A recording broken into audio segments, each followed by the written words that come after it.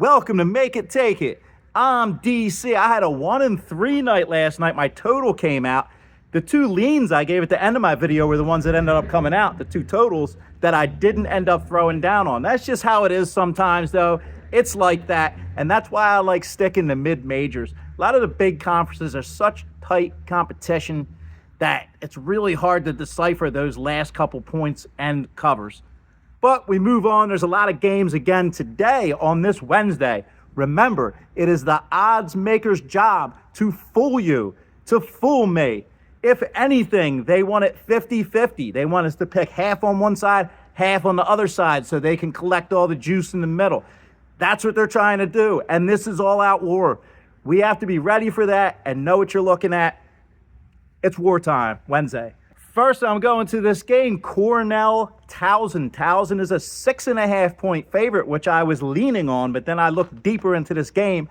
I like the under better. I'm going under 153.5. These are contrasting styles. Cornell is always up pace.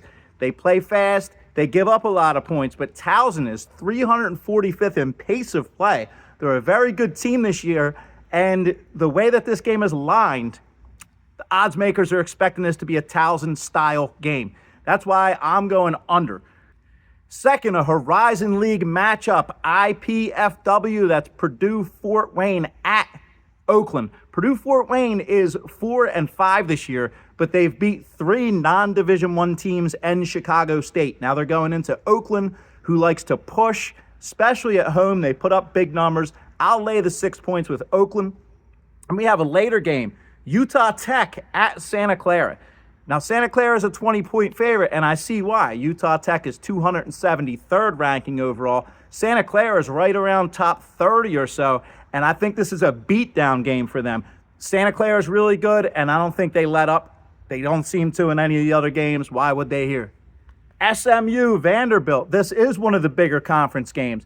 Both teams are 8-0 this year, and neither team has scored less than 83 points, except for one game, in all of their games combined, which was puzzling why they would set this total at 168.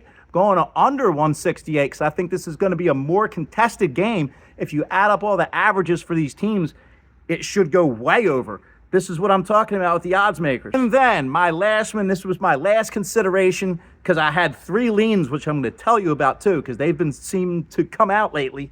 My last one that I threw in so far, Mississippi Valley State and UL Monroe. I don't usually like going with bad teams. Now, both of these teams are 1-7 and 1-8 this year, so a pair of 1-win teams. This spread is 11.